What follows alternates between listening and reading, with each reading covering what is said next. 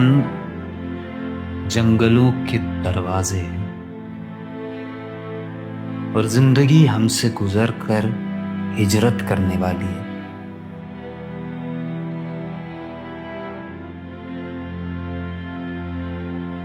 हिजरत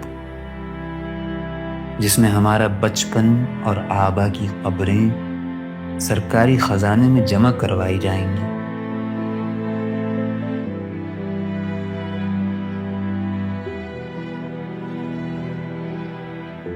दरिया और पत्थरों का गीत सुनने वालों,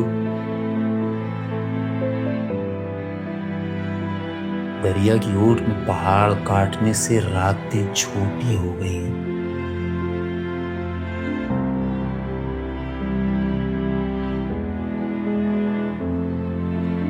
पहाड़ों के पत्थरों पर रात का नौहा लिखना मुफीद रहेगा।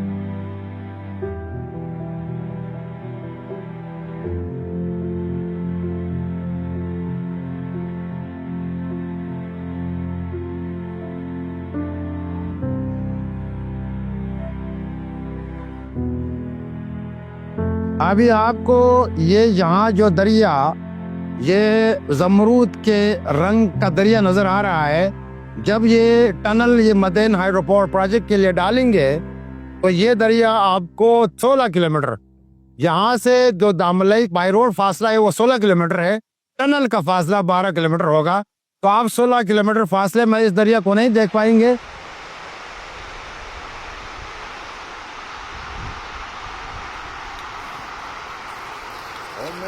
बिना की शेरो बिना मजे दे तेराम को नचो बेनवा, हो मैं तिसद बिना की शेरो बिना मजे दे तेराम को नचो बेनवा।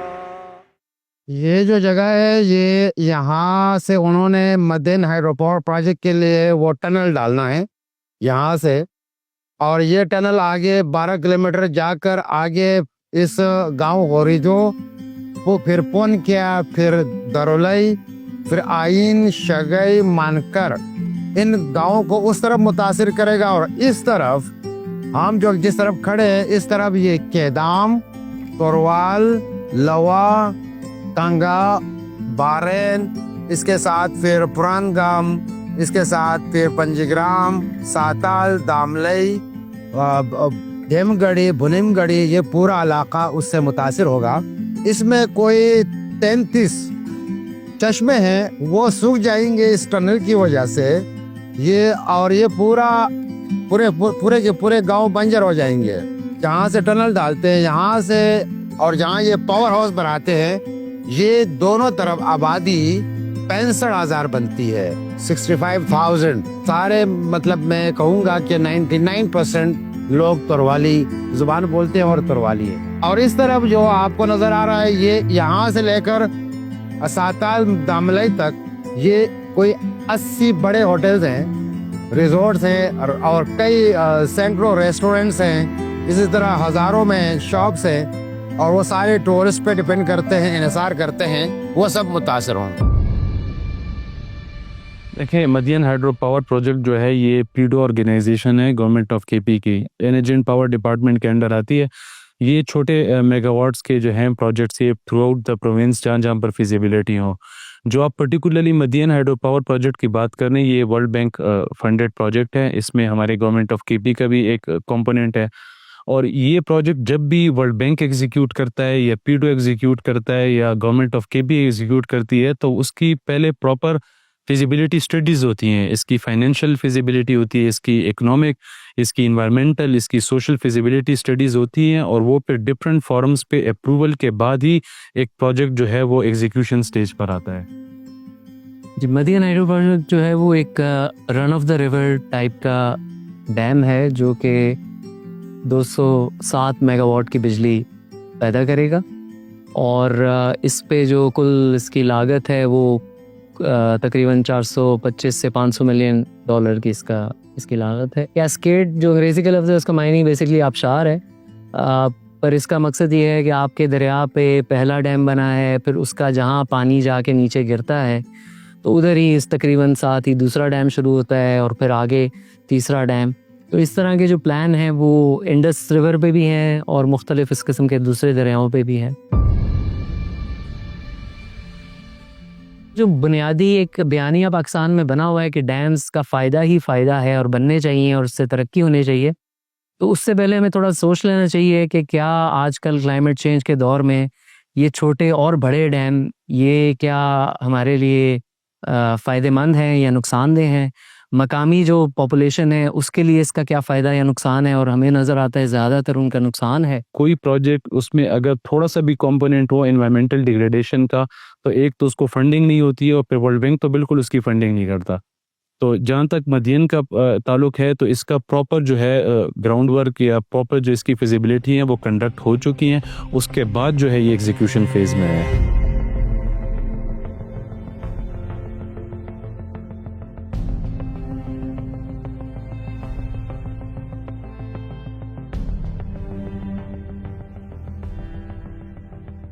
अगर ये टनल बन गया तो हमारा ये सारा ये इलाका ही वीरान होगा।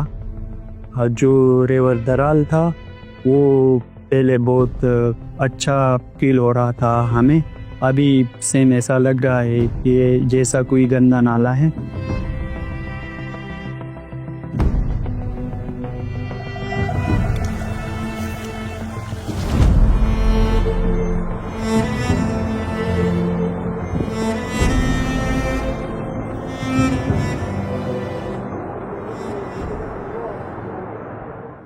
सामने जो गांव है ये दरेल दारोलाई गांव है, और इस गांव की आबादी 8,000 के करीब आबादी है।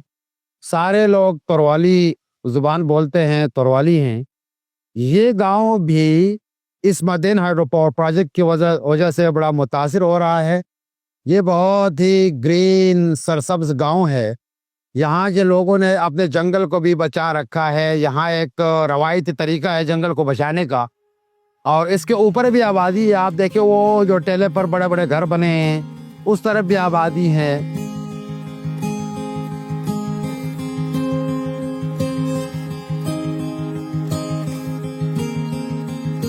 ये चश्मा नहीं है, ये शीशा है। ये हमारी दोस्त है, सब साफ नजर आ रहा है।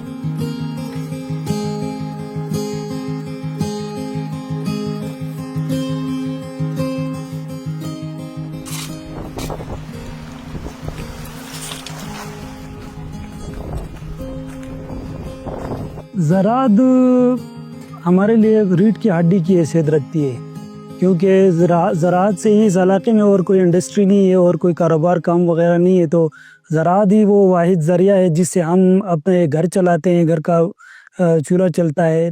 ज़राअत से वाबस्ता जो फलदार दरख्त है इसमें अखरोट है, सेब है, आलूचा है वगैरह, इसी तरह बहुत से ऐसे फलदार फ्रूट है जो हम मार्केट तक बेचते हैं, लाइक इस्लामाबाद की जो मार्केट है।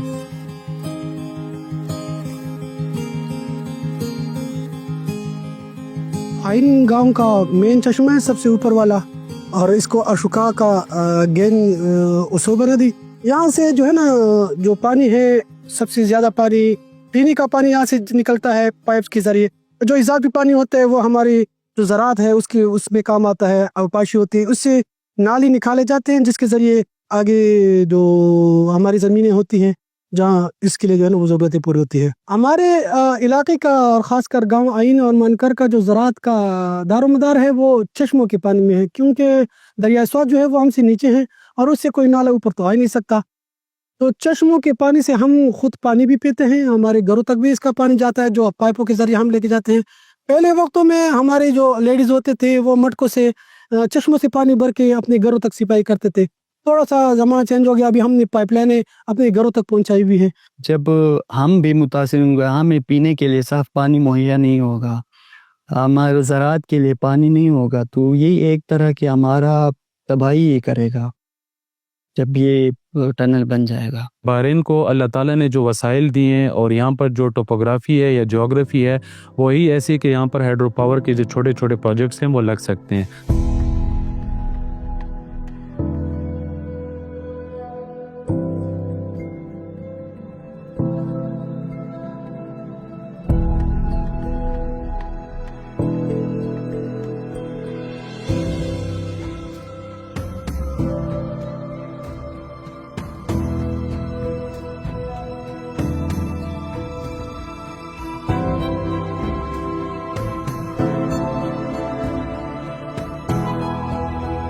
देखें, एनर्जी रिक्वायरमेंट्स तो हर मुल्क की हैं। हम भी एक डेवलपिंग कंट्री हैं, हमें भी इंडस्ट्रियल जोन्स बनाने हैं, हमने भी सस्ती बिजली लोगों को देनी है।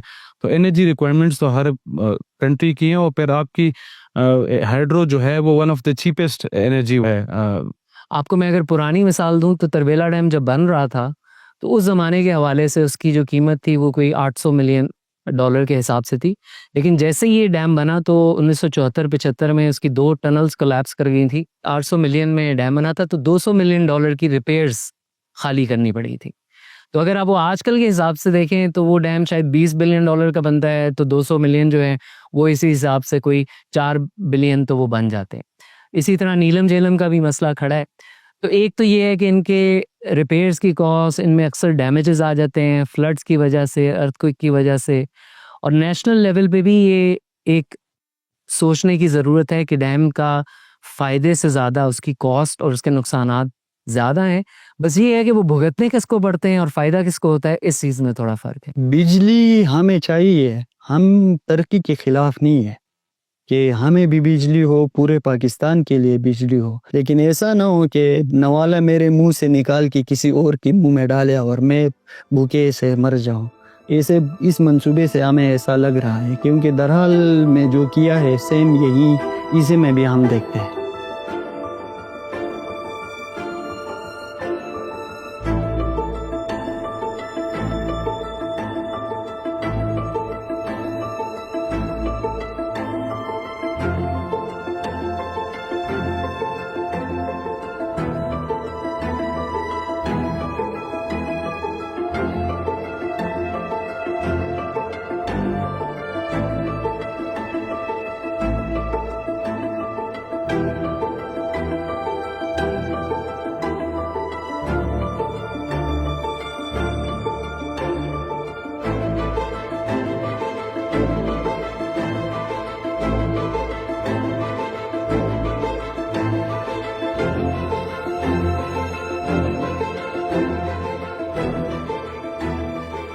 बहरीन में यहाँ 60-70% जो है वो सारे टूरिज्म और सयाहत के सीजन में लगे हैं।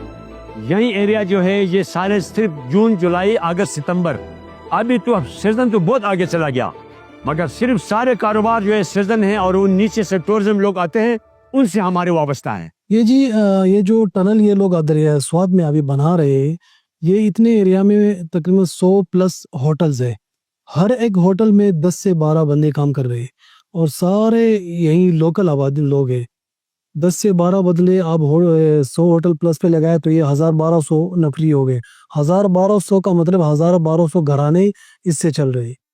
मतलब ये जो दरियाई सवाद का पानी नहीं रहेगा, मुश्किल है कि ये होटल में यहाँ कोई रहने आ जाए, फिर तो एक बंजर बन जाएगा।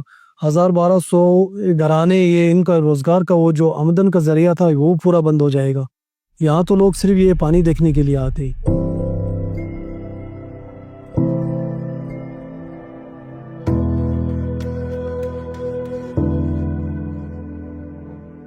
इस दरिया के साथ हमारे बहुत से जो रूहानी वास्ते भी है। जब पहाड़ों के बीच ये बल खाता हुआ ये दरिया चलता है, उसकी नहरें शोर करती है, तो तो ये बहुत खूबसूरत लगता है। हमारे इसके साथ जो ताल्लुक़ है, ये दरिया एक माँ के तरह रखता है। दरिया को ये हमारे पास नहीं होगी तो हमारा पहचान ख़त्म हो जाएगा, हमारी जो जड़ें हैं वो ख़त्म हो जाएंगी। पहाड़वासियों, पहाड़ पर पानी का ज़ख़ीरा खुश्क होने से पहले परिंदों के गीत तर्जुमा कर लेने चाहिए। चरागाहों के मुहाफिजों, सुनो, सड़क की तौसी से पहले शेर और हिरन एक साथ हिजरत करेंगे।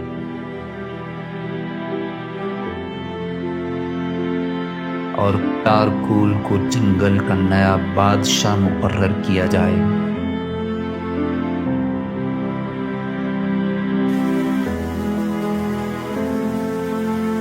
हमारा ये जो गांव है ये टोटल चश्मों पर मुश्तमिल है। चश्मों का पानी आता है, ये ऊपर ग्लेशियर से आता है, वो पिघलते हैं, उनसे जो पानी आता है वो इन चश्मों के छोटे छोटे रूट्स के ज़रिए ही इन इलाकों में आ जाते हैं। जब इस टनल की वजह से वो रूट मुतासिर होंगे तो हमारे चश्मे सूख जाएंगे।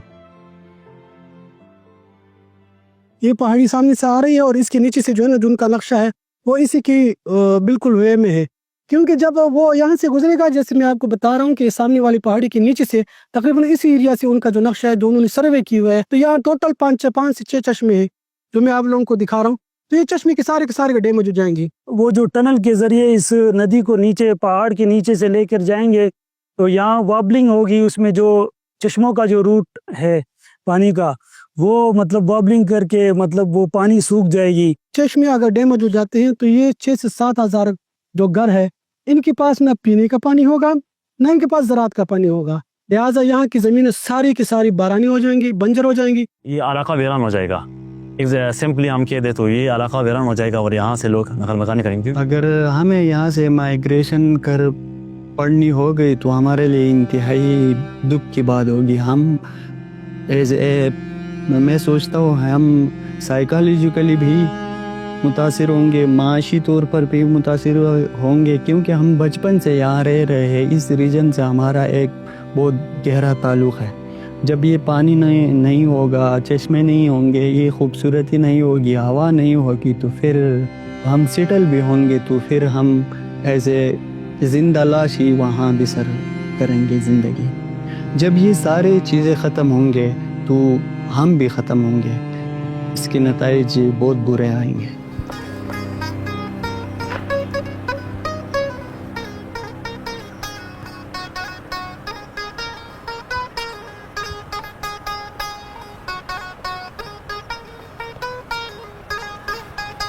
वही तुम्ही जन्नत मिराची शियु वतना खुदा कुए था देरिन सियुन लोशको वतना खुदा कुए था देरिन सियुन लोशको वतना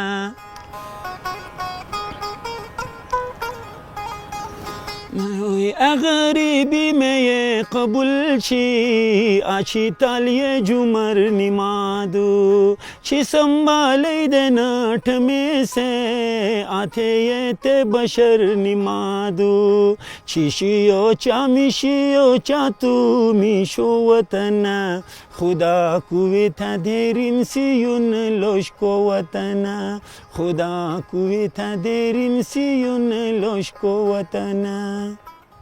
पहले हम दरल किनारे घूमने जाते थे, जेल, औशा, लगन, बेर, जो सारे गांव है, लगन खार, उससे और पसवाट, आरीन, फिर दरल झील तक। अब हम ये इस दरिया स्वात के साइड बाय साइड चलते हैं, दरोलई तक, कांगा तक, सुरबाट, तोरवाल। तो जब ये सारे डिस्कशन होती है, मैं फिर अपनी बात में सुनना ही नहीं चाहता कि, क्योंकि मैंने वही खक्का, दरल का खक्का चलता है कि वहाँ पे हमारे साथ बहुत सारे उस वक्त वादे किए गए, बहुत तरक्की होगी, रोड के दोनों तरफ दरख्त लगेंगे। हम बहुत खुश हुए और वो कहते थे कि लाइटिंग होगी, इतने सारे लोग बाहर से देखने के लिए आएंगे। नहीं, अभी भी वो कंडर है, जितनी वो नीचे दरल में पानी था वो भी सैलाब के बाद वो भी कंडरनमा है।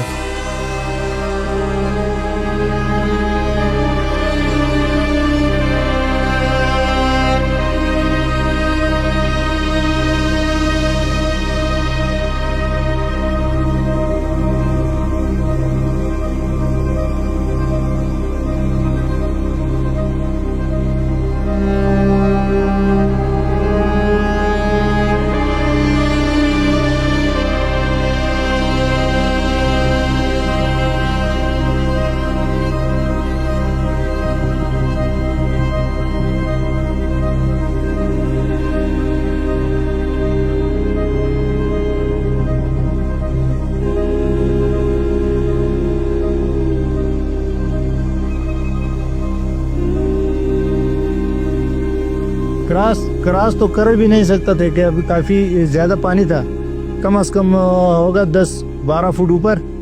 और ये दरिया जो है ना 100 फुट तो ऐसा मोटा भी है, इतना पानी था। अभी तो पानी है नहीं, इस पानी की ये पानी तो थोड़ा है। और ये चश्मे जो जितने चश्मे हैं ना वो भी सूखे हुए हैं, 10-12 चश्मे हैं।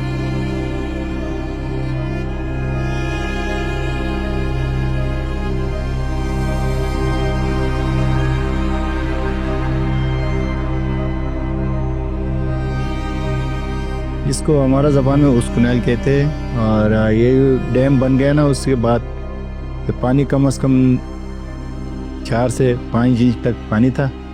और नीचे यहाँ छोटा टरबाइन भी चल रहा था, कम से कम 9-10 घरों के लिए छोटे सा।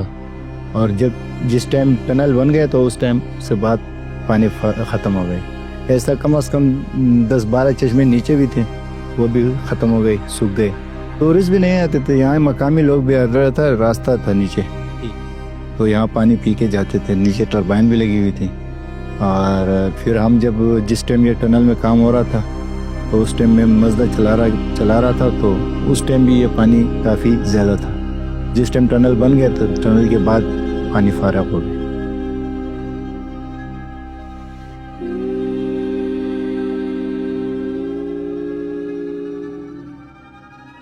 मैं आर्टिस्ट हूँ, मुझे शायरी भी करता हूँ, मैं सिंगिंग भी करता हूँ, बजाता भी कभी कभी है, इंस्ट्रूमेंट बजाता हूँ। इसके अलावा मैं खाके बनाता हूँ, इसके इलस्ट्रेटर हूँ। मुझे ऐसे मनाजिर चाहिए जहाँ पे पानी हो। पैदा ही मैं ऐसे इलाके में हुआ हूँ कि लोग वहाँ पे लाइट के लिए नहीं बैठे थे। यहाँ पे पानी था तो लोग वहाँ पे आके आबाद हो गए। और अब रोशनी हर तरफ है लेकिन वो पानी नहीं है। तो इसलिए वो कमज़ोरी, वो जो कमी बेशी एक आर्टिस्ट के लिए पेश आती है, उसके लिए मैं यहाँ तक हिजरत करता हूँ, कभी कालाम तक, कभी ज़ेरी स्वाद तक।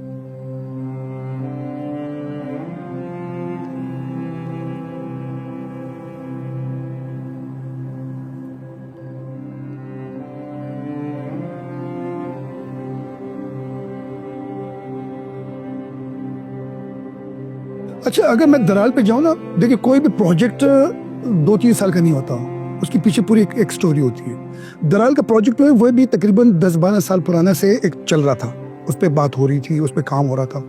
तो हमारे कुछ, मैंने कहा ना, क्योंकि हमें इतना इल्म नहीं था, इतना ज़्यादा पता नहीं था कितने भी बड़े बड़े मसाइल हो सकते हैं, क्योंकि हमें तो कहा गया था कुछ भी नहीं होगा, सारा का सारा जो है ना वो सेटल हो जाएगा, थोड़ा सा पानी हम इस्तेमाल करेंगे और बाकी पानी आपके पास होगा। उस हुकूमत जो थी बरसरे जो जिसकी पार्टी थी वो ANP थी, अवामी नेशनल पार्टी। उनके दौर में इस प्रोजेक्ट पे काम हुआ, पूरी अवाम उठी, बहरीन की अवाम, उन्होंने कहा कि हम इस प्रोजेक्ट के खिलाफ हैं, हमारे साथ सब शेयर किया जाए। उन्होंने तो फिजिबिलिटी भी हमारे साथ शेयर नहीं की थी। उस वक्त का MPA था, ये उसकी 13 की बात है।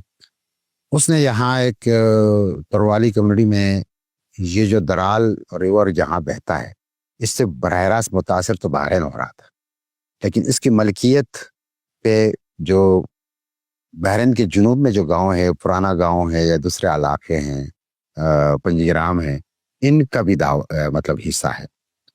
तो उस MPA साहब ने उस डिवीजन को जरा हवा दी, उस साइड को इन लोगों के मुखालिफ कर लिया कि देखे यहाँ के लोग आपके लिए ये तरक्की नहीं दे रहे हैं, आपके लिए पानी नहीं दे रहे हैं, तो ये आपके साथ।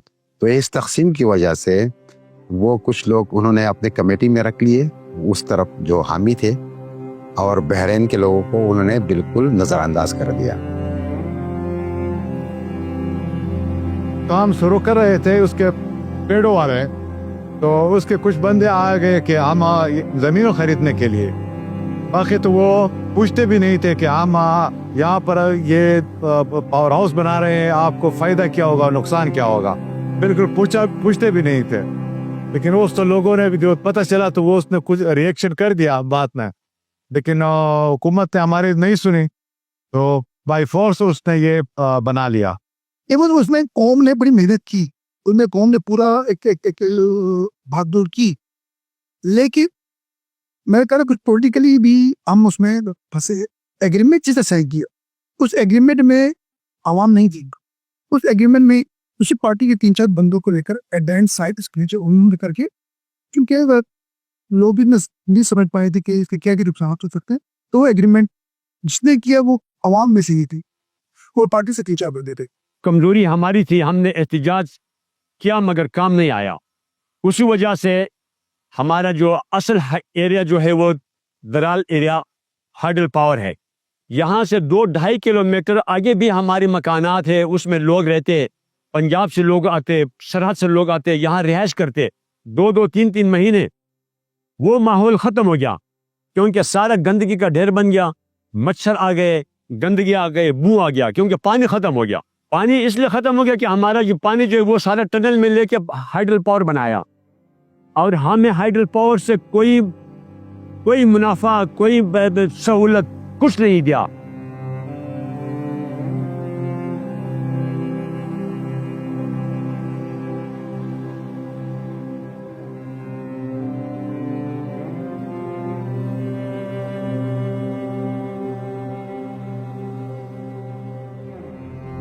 डैम से पहले तो यहाँ पानी बहुत था दरिया की है। हमने टरबाइनें भी लगाई थी अपने जाने खुद, जनरेटर भी थे, बिजली भी थे। इससे आगे दरिया के पास कोई ज़मीनें थे, इसमें आम फसल बहुत अच्छा होता था, पानी बहुत था। अभी डैम हो गया है, पानी भी ख़त्म हो गया है, जनरेटर का वो मसला भी ख़त्म हो गया है, यहाँ बिजली भी नहीं है, वो इधर ज़मीन है वो खाली रह गया, पानी नहीं है इसलिए। बस इधर रास्ता लाइट कुछ नहीं है, वो रास्ता मतलब ख़राब हो गया इधर जो डैम की वजह से। वो ये सैलाब आया, सैलाब ने ख़राब किया रास्ता, और इधर घूम फिर नहीं सकता हूँ। इधर मेरे टांगे भी टूटे हुए हैं, तो इधर मैं घूम फिर नहीं सकता हूँ, कोई काम जाम नहीं कर सकता हूँ, इसीलिए मैं गया हूँ इधर से। तो सियालकोट में रहता हूँ, कोई रेडी लगाता हूँ, कोई अपना वो गुजारा कर लेता है। घर था इधर, ज़मीन था, अभी वो पानी भी नहीं है, ज़मीनों का पानी भी नहीं है, ज़मीन भी ले गए हुए, सब सैलाब ने जो है बहुत नुकसान कर दिए इधर।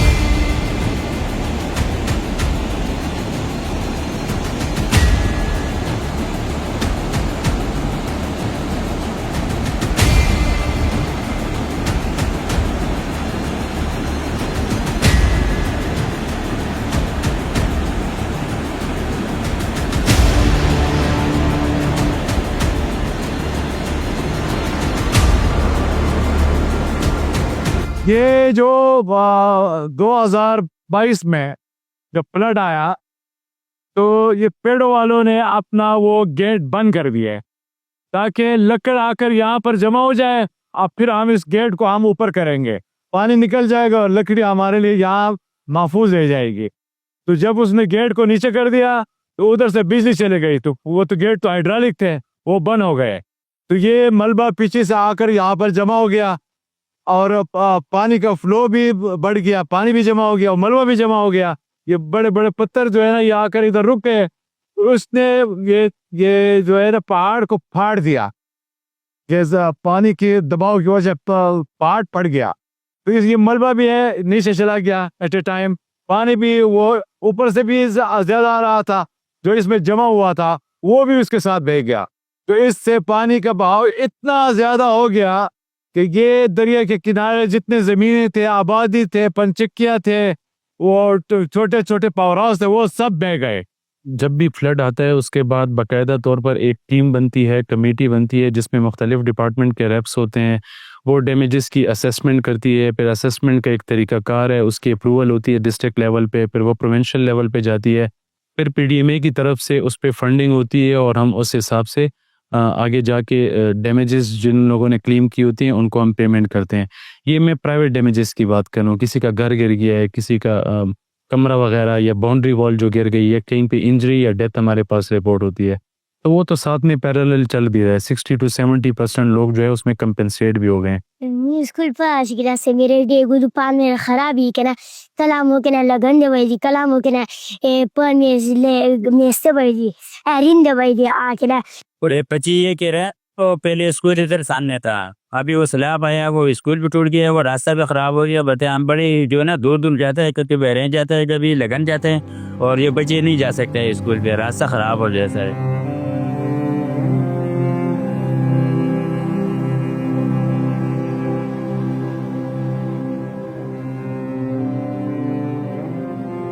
इसके बनने से जो है ना हवा में ठंडक खत्म हो गई, पीने का पानी भी खत्म हो गया। जो अभी दूर दूर से पाइपों के जरिए पानी लाया है, मैं आपको नीचे दिखा दूंगा। अभी ज्यादातर बहरीन के लोग जो है ना इस दरिया के पानी पीते हैं। वो जब दरिया के पानी उधर पहुंच जाता है तो ये कुदरत का एक तरीका है कि इस पानी में छोटे छोटे कीड़े होते हैं जो कि जब पानी फ्लो होता है वो जिंदा रहते हैं। जब पानी का फ्लो कम हो, रुक जाए, तो वो मर जाते हैं।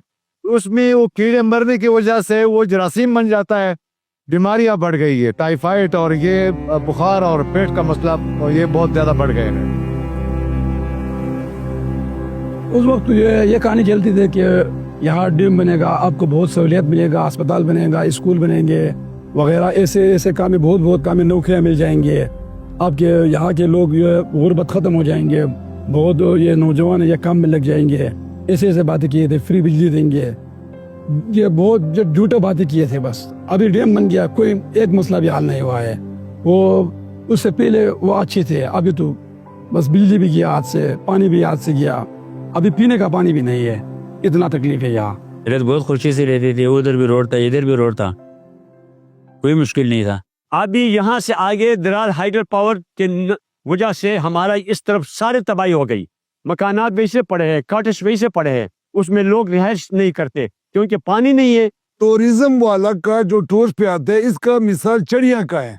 जो वहां बैठता है, वहां दरख्त मजेदार होता है, अच्छा होता है, वो तो अभी उड़ गया, तकरीबन आधा उड़ गए दराल की वजह से। वो तो तकरीबन नारायण, काकान, गिलगित, चतराल, हुंसा उस तरफ उनका रुख हो गया है। अभी हम तो वैसे के वैसे बैठे हैं। अभी ये कहानी हमारे पास हो गया है बहरीन वालों के साथ, अभी ये मदीन वालों के साथ भी होता है। ये धोखा है, सब धोखा है, बस पानी लेता है हमसे।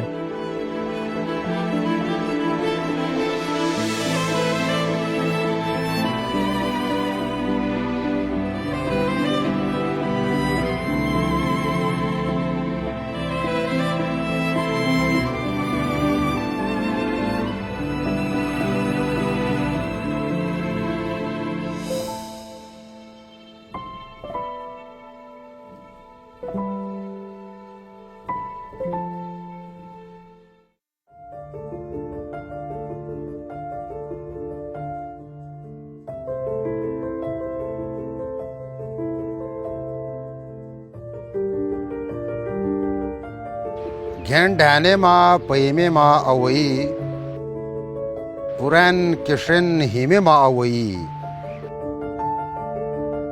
याये से चले तुनुमुमी बचई सरटते खने मा अवई कोशेंसियो पलसार सी घेन घेन लामने मा अवई लिनखनो खंगरे मा अलई दे दे नील बने मा अवई बशाए मस बड़कुमा सिशाने फिरिंग दे दे बाने मा अवई कई तेंगी मी साजर में है कोदू कई मी में पान में है गशदू मैं तनु कार थे पशादो तू भी सगा दर पदर गए दू मैं आए दे अबुड वतन शियो तू खुमोजी गया तू न जनदू अमा मैं आमनगे इंगोला पानिन साफरदा मैडुंग वथलदू فرض کو من هذا من مدن هايدرو باور بروجيكت سيزاريا مدون كنا تليو كيل هوني मेरे सैलाब की शक्ल में है तबाह कोनी इसके गुस्सा नहीं ये कहता है जब ये फिर गुस्सा होगी दरियाई स्वात ये सैलाब की शक्ल में ये सारा इलाका ही अपने साथ ले जाएगा। अगर ये डैम इसी शक्ल में और इसी कैस्केड की शक्ल में बनाया गया तो फ्यूचर जो है वो मकामियों के लिए अच्छा नहीं है। इमेजिन करें ना 16 मीटर या 50-52 फुट ऊंची दीवार दरिया सवात जैसे ज़ोरदार जानदार दरिया में आप खड़ी कर रहे हैं तो उससे उसका पीछे तालाब भी बनेगा। और एक जो बड़ा मसला वो यही है कि अगर बड़ा सैलाबी रेला आएगा तो ये क्या इसको सरवाइव कर सकेगा कि नहीं कर सकेगा, क्योंकि आपको ये भी अंदाज़ा हो कि ये जब सैलाब आता है इन दरियाओं में तो वो सिर्फ पानी का सैलाब नहीं होता, वो बड़े बड़े पत्थर, चट्टानों नुमा पत्थर भी अपने साथ लेकर आता है।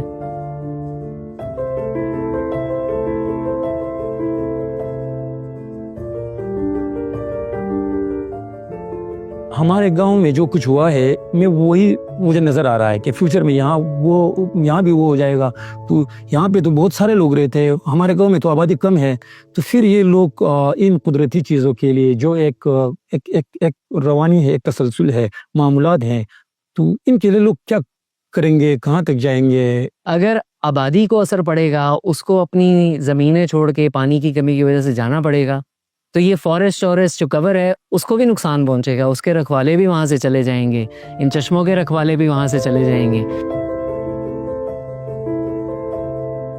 हमारे जो पहाड़ों पे झील हैं, तो हर झील के बारे में मशहूर है कि इसमें परियां रहती हैं, इसमें तलवारें, सोने की तलवारें चलती रहती हैं कि इसमें कोई कूदे ना, और कूद जाए तो वो यानी कि परियों के उसमें परिस्तान में कूदेगा तो उसको मार दिया जाएगा। ये इसकी बड़ी एक कहानियाँ हैं। इसके अलावा एक मिथ ये भी है कि स्वात में जब सैलाब उस वक्त आता है कि ऊपर एक स्वात के जो जहाँ से ये निकलता है, जो सर चश्मा है, मंबा है, वहाँ एक अजदहा नाग, वो जो पूजा की बात है, नाग देवी वो रहती है, उसको हम अजदहा कह सकते हैं। अभी जब वो नीचे वादी में अमाल की वजह से या लोगों के रवैयों की वजह से वो गुस्सा होती है, तो वो उल्टी करती है, तो वो उल्टी के साथ उस दरिया में सैलाब आ जाता है। 2017 में डीसी में एक कॉन्फ्रेंस थी, तो उसमें जो एनवायरमेंटल और सोशल साइड को एक उनके बड़े साइंटिस्ट हैं माइकल चर्निया, उनका कहना ये था कि अभी तक, यानी ये अभी आज की बात ही कर लें, अभी तक इतने सालों बाद भी वर्ल्ड बैंक में ये रियलाइजेशन नहीं हुई कि जो इंजीनियरिंग वाला जितना खर्चा आप करते हैं उसके डिज़ाइन पे और उसके बनाने पे, आपको उतना ही खर्चा दरकार है एनवायरनमेंट के लिए और उतना ही खर्चा दरकार है उसके सोशल इम्पैक्ट के डिज़ाइन के लिए। अभी ये होता है कि ज़्यादा खर्चा जो है वो टेक्निकल डिज़ाइन पे लगता है, सोशल और एनवायरमेंटल इंजीनियरिंग साइड को थोड़ा बहुत मिटिगेशन के खातिर में कुछ दिया जाता है, लेकिन वो काफ़ी नहीं है, नाकाफ़ी है। ये तो सारी मसनूई रोशनियाँ हैं ना, वो रौनक के जब यहाँ पे आबादी कम थी और वो सब अब नहीं रहा। लोगों की नज़र में, सबकी नज़र में शायद ये तरक्की हो, क्योंकि एनर्जी के फ़वाइद भी बहुत ज़्यादा है ना, लेकिन वो एक कुदरती इकोसिस्टम जो था वो मेरे दराल वादी में वो मुतासिर हुआ है और यहाँ पे भी मुतासिर हुआ है। मदेन हाइड्रो पावर जब बन जाएगा तो मेरे ख्याल से पहले तो दराल से तकरीबन आधा लोग यहाँ से मकानी कर चुके हैं, क्योंकि यहाँ का लोग बैठे हैं ये दरख्तों की हवा के लिए, ये पानी, ठंडा पानी के लिए। तो जब मदेन हाइड्रो पावर बन गया तो यहाँ और तकरीबन मुल्तान का मौसम एक हो जाएंगे, तो हमें मुल्तान ही पसंद है, क्योंकि वहाँ तो वो दाढ़ी तो लग जाएंगे ना, हम तो इधर से ये पानी और हवा के लिए बैठे हैं, तो ये हमसे छीन जाएगा, तो वैसे भी हमें मुल्तान जाना पड़ेगा। दरिया के करीब लोग जाते हैं या आबशारों के करीब, तो वो ये नहीं है कि आप जाकर वहाँ पे फोटोग्राफी करके आते हैं, वो वहाँ पे रूहानी सुकून मिलता है उन्हें। वहाँ पे जाकर जो आबशार एक रवानी के साथ गिरता है या दरिया का फ्लो को वहाँ पे साथ में बैठकर, शायद ये हर कोई महसूस ना करे, लेकिन जिन लोगों को लत लग जाए इस चीज़ की, तो वो फिर ऐसे प्रोजेक्ट को दिल ही दिल में अक्सर वो करता है, मुस्तरद करता है, बस बेबस होता है, वो कुछ कर नहीं सकता।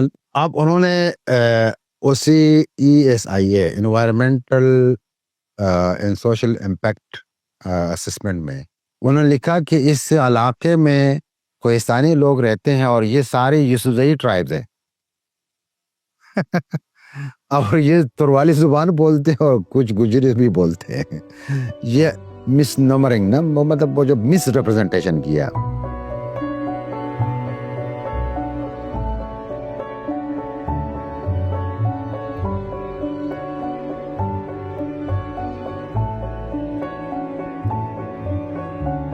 तुरवाली स्वात के असल जो इंडिजिनस लोग हैं वो तुरवाली है। इंडिजिनिटी का क्लेम की मैं बात करता हूँ, लीगली कॉन्स्टिट्यूशनली तो पाकिस्तान में कोई भी इंडिजिनस इस तरह से नहीं है। अगर हम ग्लोबल कन्वेंशंस के हवाले से देखें तो ILO की कन्वेंशन है या UN की कन्वेंशंस है, उसमें कुछ शकें होती हैं जिसमें एक इंडिजिनिटी का तस्वर होता है। तो वो उन पे ये पूरे उठते हैं। ये यहाँ के कदीमी बाशिंदे हैं, इनकी अपनी ज़बान है, इनका अपना कल्चर है, इनके अपने इंस्टीट्यूशंस हैं जिससे ये फ़ैसले करते हैं मकामी तौर तरीक़ों से, और दरख्तों से, नेचर से इनकी अपनी उनसियत है, अपना एक ताल्लुक़ है। तो ये कुछ क्राइटेरिया हैं इंडिजिनिटी के, तो उस पर ये पूरा उतरते हैं।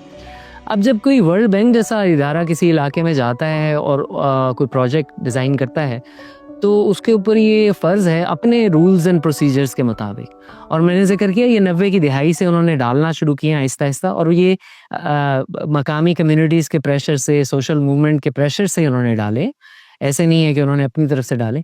बट बहरहाल जो भी उन्होंने किया उसमें अब वो तयन उनका करना फ़र्ज़ है कि जो मकामी कम्युनिटी है आया वो इंडिजिनस हैं कि नहीं है। और इंडिजिनस में ये ज़रूरी नहीं है कि पाकिस्तान का लॉ एंड इंडिजिनस का है। मैंने जो 4 चीज़ें आपको बताई, अगर वो उस पर पूरा उतरते हैं तो वो इंडिजिनस है। अब मैंने रिसेंट अपना एक डीएनए कराया है, उस डीएनए में मुझे 800 BC कबल मसीह मुझे मेरे एंसेस्टर को सैयद शरीफ में बताया गया है, यानी कबल मसीह 800 कबल मसीह, और इससे 1500 कबल मसीह यही स्वात में एक दूसरी जगह है लोए बंड, वहाँ मुझे वो एंसेस्टर को वहाँ दिखाई गई है। अब उस मुतासिर होने में सिर्फ ये नहीं है कि उनका घर जाएगा, उनकी ज़मीन जाएगी, बल्कि उनकी बिल्कुल ज़बान जाएगी, उनका रहन सहन जाएगा, जो वैसे भी काफ़ी प्रेशर्स होते हैं। ज़बान को रिकग्निशन नहीं है तो उसकी वजह से भी वो कम होती है, स्कूलों कॉलेजों में नहीं पढ़ाई जाती, तो मकामी अपने लेवल तक तो बनाते हैं।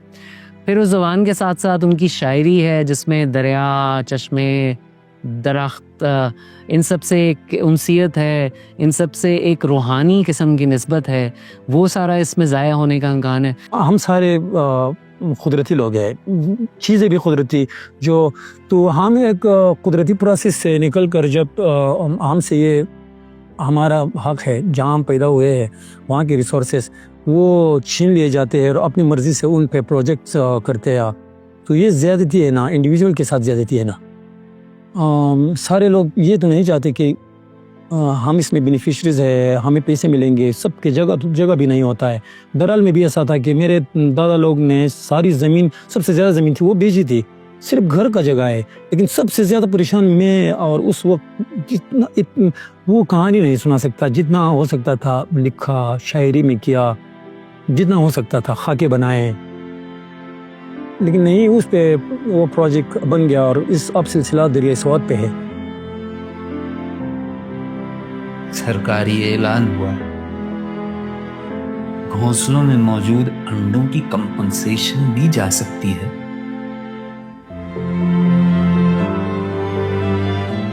लेकिन बच्चों के उड़ने तक का इंतजार नहीं किया जा सकता।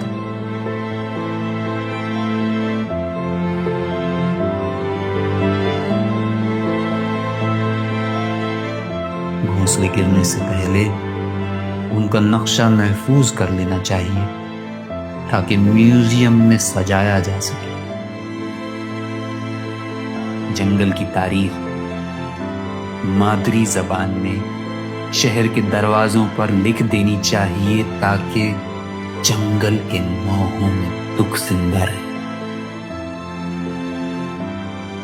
आप मुझे कत्ल करें और कहे कि इस मेरे कब्र पर आप फिर एक बिल्डिंग बना ले, इसको डेवलपमेंट कहे, ये तो ऐसी तरक्की है। अब ऐसी क्या तरक्की वो जो मकामी लोगों के इख्तियार में ना हो, उनके वसाइल को वो कब्जा करे, उनके जंगलात को वो तबाह करे, उनके पानी को वो तबाह करे, उनके कल्चर को तबाह करे, उनकी ज़ुबान को तबाह करे और उनको माइग्रेशन पे मजबूर करे, तो वो कैसी तरक्की होगी।